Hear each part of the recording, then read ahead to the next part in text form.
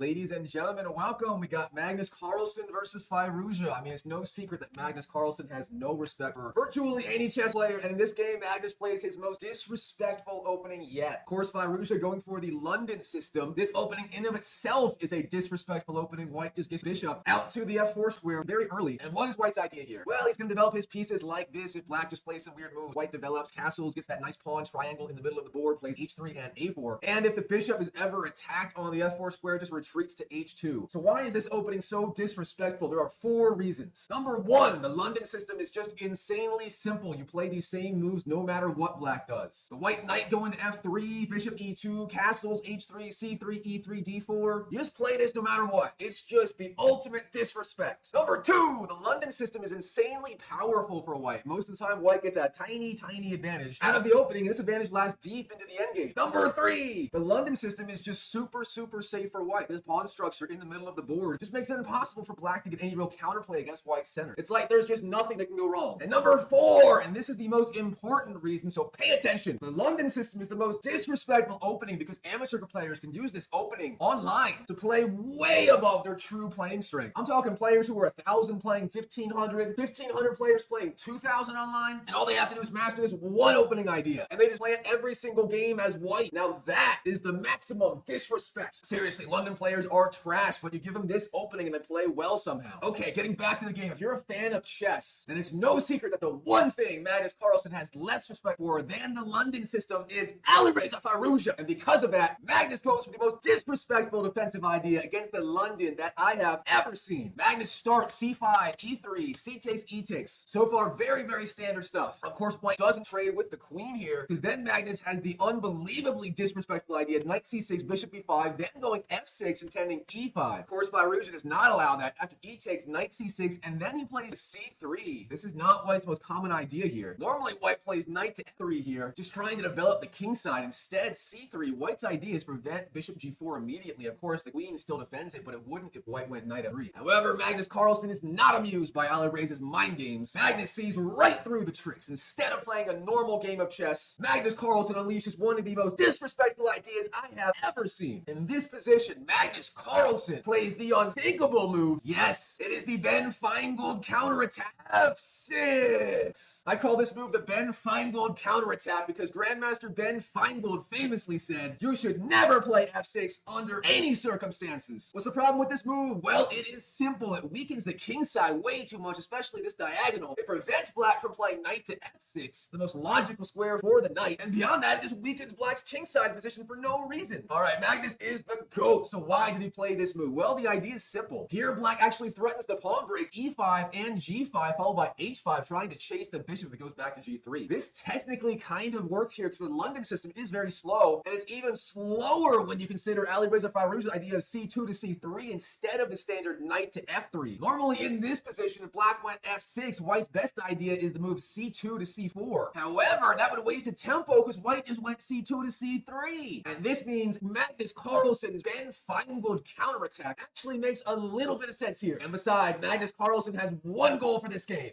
maximum disrespect for his opponent. So what else would he play? All right, so what does Alireza Firouza do here? Well, he starts with the logical knight to f3, but again, Magnus has no respect for his opponent. He goes for it with the kingside pawn break, g5. Magnus Carlsen unleashing the disrespect. This move is like when I meet a girl on Tinder and she shows up 9 minutes late for our first date. Maximum disrespect. So what the heck is Magnus doing? Remember, Magnus Carlsen playing chess is not about playing good moves. No, it's about unleashing maximum disrespect on the opponent. With that in mind, g7 to g5 is clearly the best idea for Black. Of course, Magnus had some alternatives, the main one here being bishop g4. This move looks insane. Why the heck would you play bishop g4 and f6? I'll show you why the heck why. Here, Magnus is actually pinning the knight on f3, which means the e5 advantage is suddenly threatened, as the knight no longer controls the e5 square. For example, if White just goes h3, hitting the bishop, then Magnus Carlsen has the strong counter. Bishop takes, queen takes, and now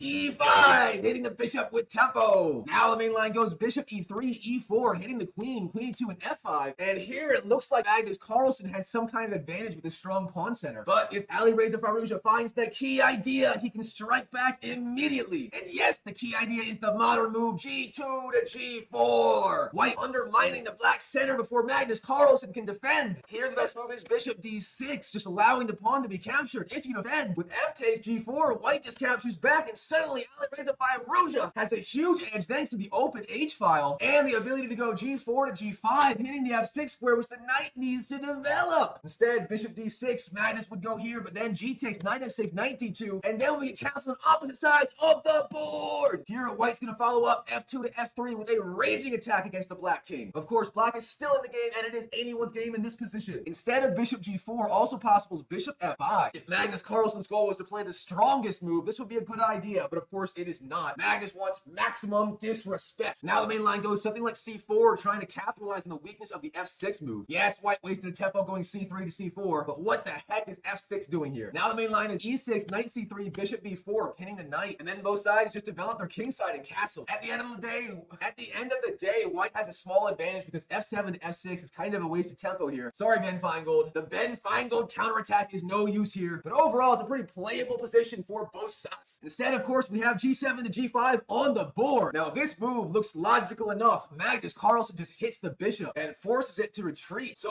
where does Alireza Firouza retreat the bishop in this position? Well, there are two main ideas. You can go bishop e3 or bishop to g3. And if you can find the best move in this position, you deserve one meal, my friend. Just one. In the game, Alireza Firouza went for the move bishop g3. This looks logical enough, just retreating the bishop while staying active on this diagonal. However, it turned out to be a massive mistake. Number one, because it is just the weaker retreat move. Number two, because it is just begging Magnus Carlsen to up the disrespect with the move h7 to h5 to h4. From there, white has to make a lot of weakening moves on the king side just to keep that bishop alive. So what does white do here instead? Well, first of all, you do not take the knight. This move is not disrespect, it is just bad. For those of you who don't know, playing disrespect in chess like Magnus Carlsen is not about playing awful moves. It's about playing moves that look ridiculous, like the move f7 to f6 and then g7 to g5, but are actually pretty playable in the game. Now, this move looks ridiculous, but it's just bad. Therefore, it's not the right idea. Yes, white gets a little bit of an attack, but at the end of the day, it is just not enough to justify the knight sacrifice. Instead, the best move is bishop to e3. From here, the bishop will not be hit by future h7 to h5 ideas, and therefore white doesn't have to weaken the king side with h3 or h4. Now we get a typical London system position where white is a tiny bit better after both sides play some natural looking moves and just castle. So overall, Alireza Firouza would have gotten a small edge if he found the key move bishop to e3. Instead of that, he plays the move bishop to g3, and Magnus Carlsen's idea of maximum disrespect completely pays off. Now Magnus goes to the very logical bishop to f5, and I'm gonna be honest, I'm a little bit disappointed in Magnus Carlsen when I see this move. Remember, the whole theme of this game is inflicting maximum disrespect. It's like when my girlfriend offers to cook me dinner, but then she overcooks the steak. Maximum disrespect. And of course, the main way to inflict disrespect on Alireza was the move h7 to h5. And not only is this move a 10 out of 10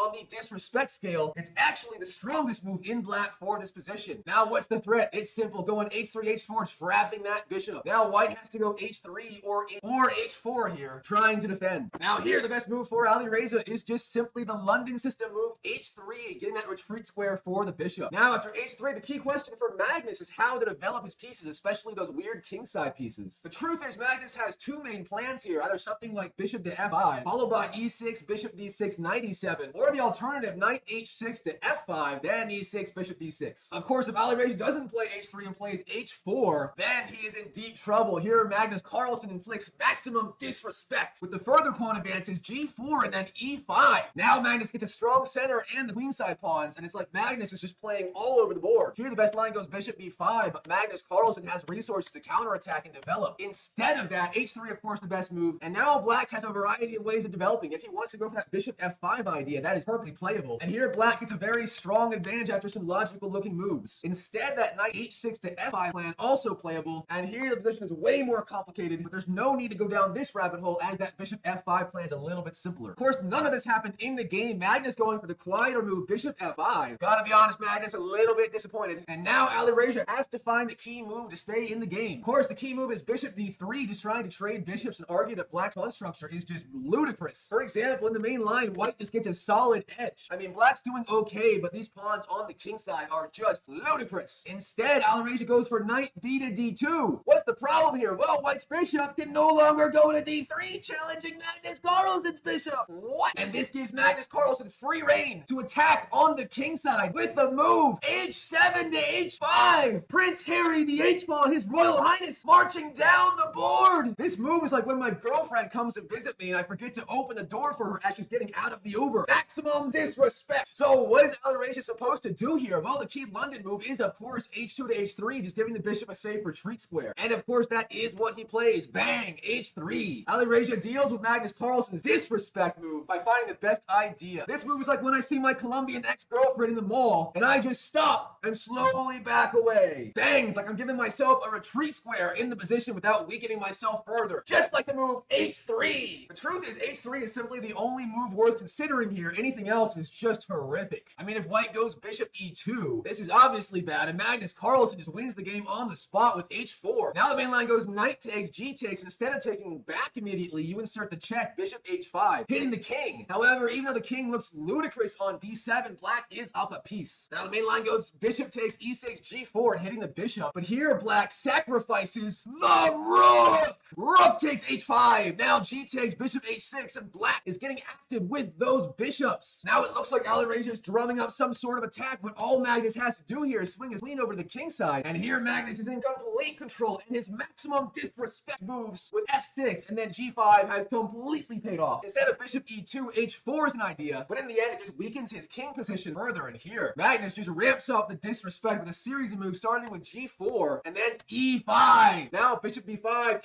e4. What is Magnus doing? Well, the idea is after knight h to f1, rerouting the knight to the e3 square, Magnus just goes knight e7, and here he is just dominating the board with these pawns, and he can just do whatever he wants. Of course, Alireza playing the prudent move h2 to h3. Now Magnus goes e7, e6. This is the best move, preparing bishop d6 and then knight to e7. Of course, the alternative was h4 here. However, this move is just premature. White moves his bishop back to h2, and now Magnus loses the idea of going g5 to g4 in the future. Instead of that, e6 on the board. Okay, now the key decision for Alireza is what the heck to do about this light square bishop. It can't go to d3 because then bishop takes d3, obviously losing the bishop. In the game, Alireza plays the very logical looking bishop b5. This is very consistent with his prior move, knight b to d2. However, the computer thinks the absurd idea of still trying to get the bishop to the d3 square is the best idea. Here's how you do it. You start bishop e2, then you go knight to f1, and then after knight g7, then you go bishop d3, and the game is still equal. This is a weird idea. It's like when your girlfriend gets you a gift for Christmas and you're like, baby, what the heck is that gift? It's just like this position right here. Obviously, white wasting a tempo going bishop e2 to d3. This just goes to show that way back in the position on move 8, right here, white's best ideas was bishop d3, not knight b d2. Of course, bishop d3 just trading the bishop right away. But that wasn't played in the game, and suddenly we get this position on the board. Now Magnus plays the most solid move in the position. Yes, that is bishop d6. Magnus just challenging that London bishop on g3 and preparing knight g to e7 on the next move. From there, Magnus can develop his queen and decide to either castle queenside or get his king to the f7 square, where surprisingly the king is pretty safe. So as you can see, Magnus Carlsen had a plan for this game. He starts with maximum disrespect going f6 and g5. Then he plays the strongest follow-up moves, getting a pretty good position. And this is the essence of maximum disrespect in Magnus Carlsen's world. You start with insane-looking moves and follow them up with the best ideas in the position. So you psychologically destroy the opponent, and then you whip them with the best ideas. This is Magnus Carlsen's way of telling his opponents they are just inferior specimens compared to his superior intellect. It's like when I write a love letter to my one true love, Sofia Vergara, and she doesn't get back to me. Maximum disrespect. Here, Alireza just simply castles, but I have to be honest, I don't like this move at all. Now, what's the problem with this move? Well, it's simple. This move is just begging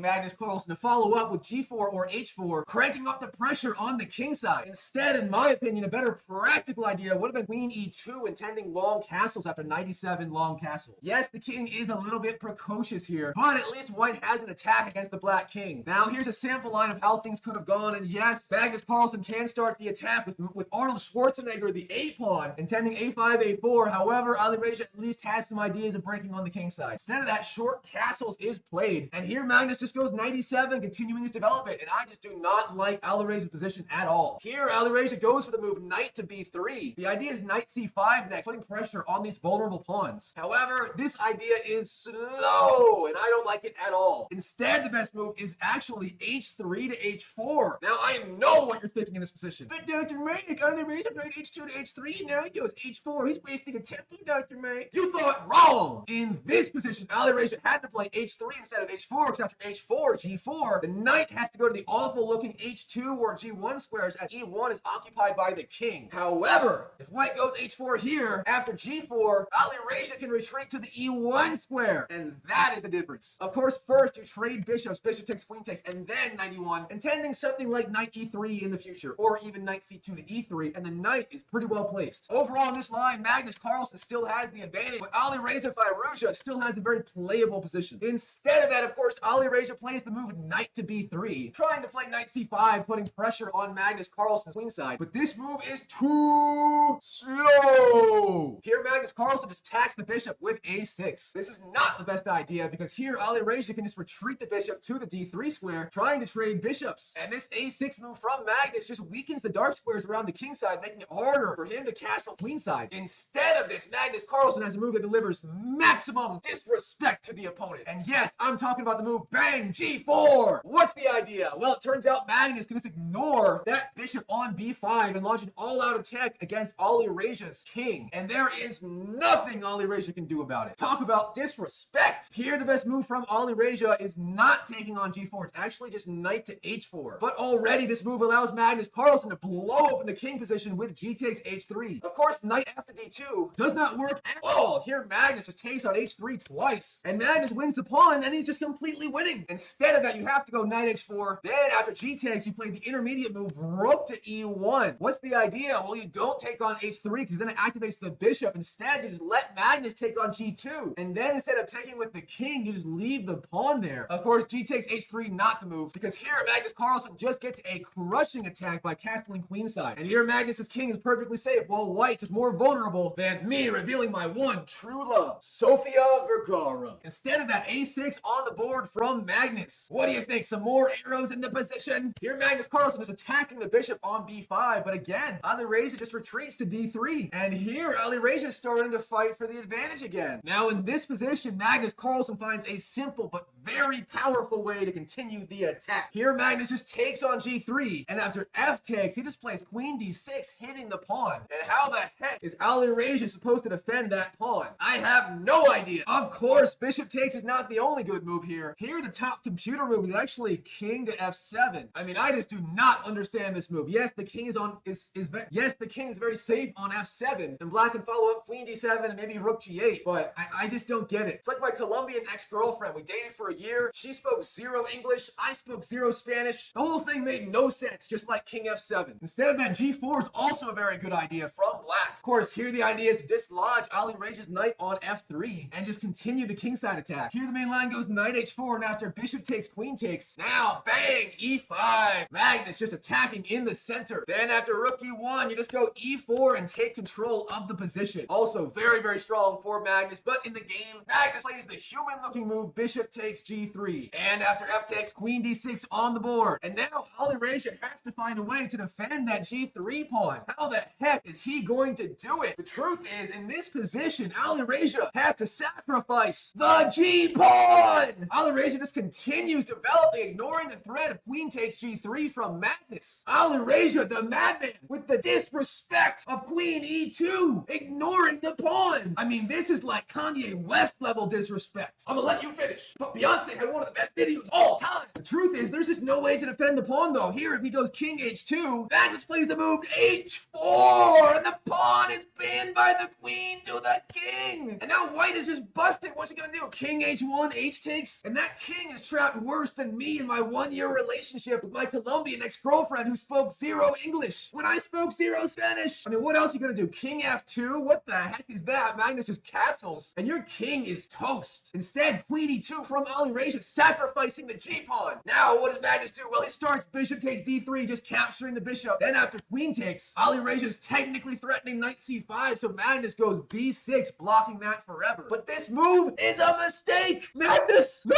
Magnus! Why? Instead, the key move here was long castles. Yes, this is the way. Now knight c5 is just not a threat, and Magnus can start his attack. Instead, of course, he don't take on g3. Magnus Carlsen is no dummy. He knows it's a mistake, and here Alireza plays this simple but deadly knight c5, hitting the b pawn and the e pawn. Now after castles, knight takes e6, hitting the rook, then rook d to g8, and here Alireza has the tactical shot. He sacrifices the knight. Knight e5, and what's the idea? You don't take the knight, because then Alireza takes the queen. Instead, Magnus has to go queen takes d3, and then knight takes, and suddenly Alireza's up a clean pawn. He won the pawn on e6. And what the heck is Magnus doing? Instead of that b6 from Magnus, this move is weak. It's like my first YouTube video. It is just weak. And here Alireza finds the key move. Yes, it is knight to h2, getting the knight out of the attack of the g pawns and the h pawns, activating the rook, and suddenly Alireza has a clear plan to attack Carlsen's king. Psych! Turns out this was not the best move. What's the problem? Well, g4 wasn't a threat from Magnus at all. The best move here is rook a to e1. Then if Magnus goes g4, Alireza responds knight to h4, and the knight is blocking the king side. The queen defends the g pawn, and after a few more moves, Magnus Carlsen's attack comes to a screeching halt. White has pressure on the f-file. Instead, after knight h2, Alireza, yes, he defends the g pawn, but that knight is just out of the game. Now here, the strongest move from black is the very weird computer idea knight f5 followed by king f7. And believe it or not, Magnus Carlsen's king is perfectly safe on the f7 square. He's going to follow up with something like rook a to e8 or g8 and put pressure on the king. Now after the critical breakthrough g4, both sides kind of reposition their pieces, and we get a mostly level game. Instead, Magnus Carlsen goes for the very disrespectful f5, intending g4. And after rook a to e1, that is exactly what he does. Magnus Carlsen, with the absolute disrespect, he wants to blow Firouza off the board. And after g4, Firouza goes h4, just trying to lock down the position on the king side. And here, Magnus Carlsen plays the very controversial idea of king to d7. This move looks a little bit strange. I don't know about this one. What is the king doing? It's not really safe on the queen side thanks to these a and b pawns. Instead, I think the best move here for Magnus Carlsen would have been short castles, intending something like king to g7. The king is actually quite safe on the g7 square. Okay, believe it or not, after this move king d7, Alireza Firouza has a massive advantage in the position. Now, let's say you're playing white in this game, you're playing as Alireza Firouza. What do you do here? The main problem, of course, for black is his ridiculous looking king on d7. So Alireza needs to find a way to blow open the position, especially the queen side. And perhaps the best way to do that is to simply double rooks on the e-file, putting pressure, and then blasting open with c3 to c4. Let's see if Alireza Firouza is perspicacious enough to find the plan here. Alireza starts with rook f2, a very good start. Now Magnus knight to g8. Magnus wants to reroute the knight to the f6 square. Now Alireza continues rook f to e2, the perfect square for the rook. The rooks are putting so much pressure on that e-pawn, which means the king and the queen have to stay there defending. So how does Magnus defend this e6 pawn? Well, he does it with the move knight to d8. But now, just look at those knights on the back rank. Magnus, all of his pieces undeveloped as king in the weird squares. Only good piece is that queen on d6. But is that enough? Instead of this, the move is actually rook to h6, the weird rook lift. From h6, this rook defends the e6 pawn and frees up the king to do a weird march to b7 if it wants. Okay, back to knight to d8. Remember our plan earlier at c3 to c4, blowing open the position? Here, Alireza finds the key idea, and he goes for it, c4! Now, after d takes, queen takes, and suddenly the game is just blowing open. Magnus Carlsen, his weird idea going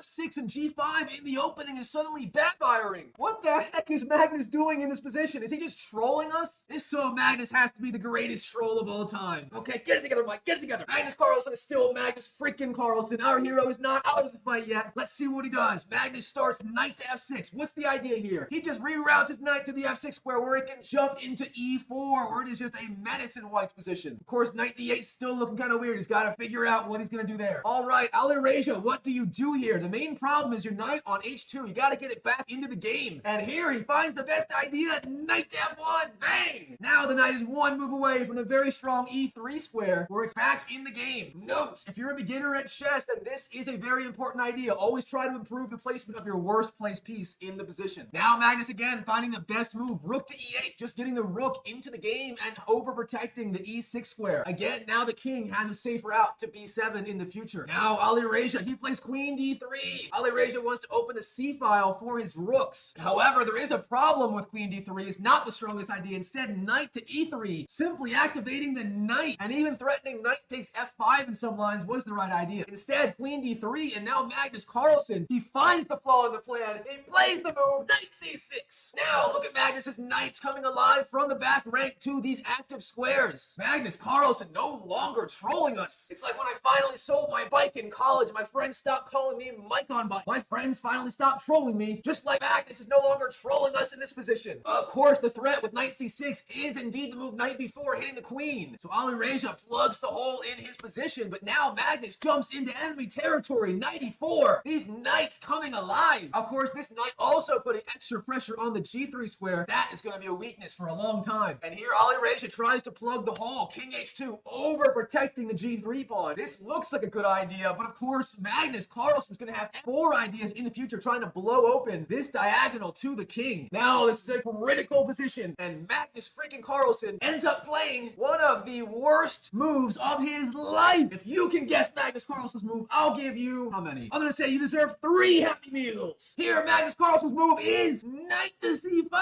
He sacrifices the knight. Magnus, no! What's the idea here? If you take with the pawn, Magnus just takes your queen. Okay, you don't do that. But instead, Alireza just goes knight takes c5, the key move. And now Magnus is forced to go b takes c5. Of course, king c7 just runs into knight takes e6 and black is busted. But after b takes, there's just one problem. And if you can find the move here, you deserve 5 Happy Meals. Yes, that's right, the key move, knight to e3, bringing the knight into the game. And if you're more confused here than me on a first date, then stay with me. In this position, white is a threat so sneaky, so diabolical, so insane that not even Mr. Carey as Eggman from Sonic the Hedgehog could figure out what is going on. My grasp on sanity remains absolute. Isn't that right, Agent Stone? Okay, let's say black wastes a move. I don't know, a5 from Carlsen. Now, what does white do here? If you can find this move, you deserve... How many Happy Meals should I give you? You deserve 3 Happy Meals. Did you find it too late? The key move here, knight takes f... What? You sacrificed the knight. The idea here is simple. The knight is hitting the queen, so Magnus has to take, and you take back with the queen with check. Then the king has to move, but guess what's hanging? In this position, it's the rook. Rook takes, rook takes, rook takes. Here, rook takes, rook takes, rook takes. And white is up a rook. The game is over. Okay, Mike, get together, get together. Instead, Magnus does not play a5, but what should he play here? In the game, Magnus plays the move, knight takes d4. This move hits the rook on e2 and blocks the d file for now. Now, Alireza has to move his rook, but first he launches the intermediate move against Carlsen, knight to c4 with the move knight c4. Okay, instead of knight d4, what else can Magnus Carlsen play here? Turns out the strongest move is, yes, 4, blowing open the queen's diagonal to the king.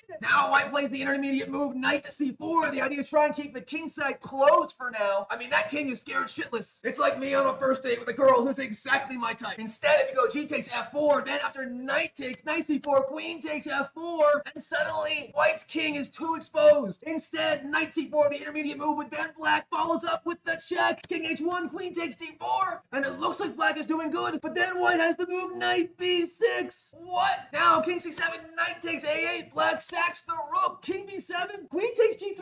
And at the end of this line, Alireza Firouza is in complete control. Okay, what about queen takes d4 instead? The problem here is Alireza can just retreat the queen to c2, and now rook d2 is coming, pinning the queen. Now the main line goes f4, rook d2, f takes, a5, rook e d3, and black sacks the queen. Of course, c takes d4 is also possible, but then white goes knight takes f5. Okay, what about knight e5? You still can't take here, or can you? Queen takes d3 wins. Okay, you don't play that. Knight e5. Now the move is queen c2, getting the queen off the vulnerable square, also threatening queen a4 check ideas. And now there is an insane long line that ends in a massive advantage for their player Firouza. Instead of all that, Magnus going knight takes d4, needs some more arrows. And now Firouza finds the move knight c4, hitting the queen. Now queen e7, rook e5. Firouza just clogging the position with the rook. Here Magnus finds the best move, rook a to d8, centralizing the rook. And now all Firouza has to do to win the game is the simple idea, queen c3, preparing b2 to b4. And Firouza will have a massive attack against black's king. And Firouza does it. He finds the key move in its position. And that move is queen c3. Queen to c3.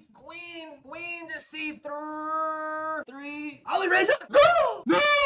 Alireza, what are you doing? The move was queen to c3, not b2 to b4. What's the problem here? Well, here Magnus can just retreat his king to e7, and Magnus is back in the game. All right, Alireza's still in this. All he has to do is find queen c3 here. That's it, one move. And he does it. Alireza plays the move. He plays it. Queen to c3. Alireza! No! Alireza! This move is like when I forget to get flowers for my girlfriend on Valentine's Day. You have to find one move, Mike. Get the flowers for the girlfriend. But do you do it? No! You forget to get the flowers just like Firouza forgets queen c3. Now, c takes b4 from Magnus. And what the heck does Firouza do here? Alireza starts by checking the king, queen g5. But it's not the best move. Instead of that, rook takes e6. White sacrifices the rook. Now queen takes king f8, queen takes f5, and white has a dangerous attack for the sacrificed rook against the black king, at least enough for a perpetual. Instead, queen g5, king f8, a takes b4, and what's the problem? Magnus just goes queen g7. Magnus, he's not messing around. He gets his king, the f, over to the king side, and he is defending. Now queen f4, queen f6, Magnus fighting back, rook c5, and here Magnus Carlsen has to find one move, and that move is rook to e7. That's it, and Magnus defends. And here he does it. He finds the move. Rook to to e7. Magnus! No! Magnus! What?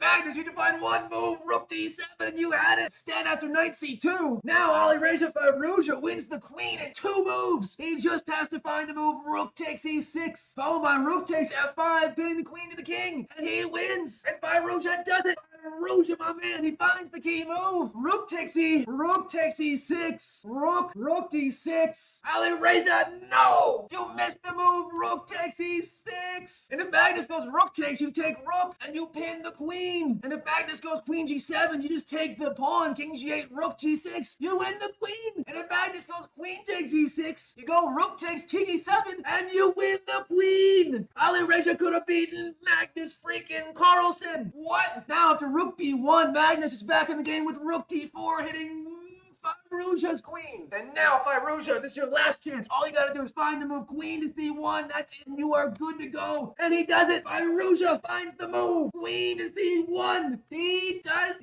Firouza? No! Firouza, queen c1 was the move. Then the main line goes f4, queen takes c2, winning the knight. Yes, black gets some counterplay, but your king is safe there. It defends everything. The knight defends the h2 square, and there's no checkmate. Instead, knight e5, and Magnus takes the queen. Yes, you win the queen back with knight d7 check, hitting the queen, king takes. And now after a series of moves, we get this insane position. However, instead of king takes f6, the move for Magnus Carlsen was rook takes b4. What's the idea? After rook takes e8, king takes, then rook c8 check, and suddenly we have an even game. But Magnus doesn't find rook takes b4, he finds king takes f6. What's the problem? Well, now Firouza gets an advantage after these tactical shots. And finally, we reach this final position where Alireza Firouza has a win. He just has to find the key move, king to f2 or king h2, and he's winning with the rooks versus the rook and the knight. And Firouza does it. He finds the key move, either king f2 or king h2. He does it. The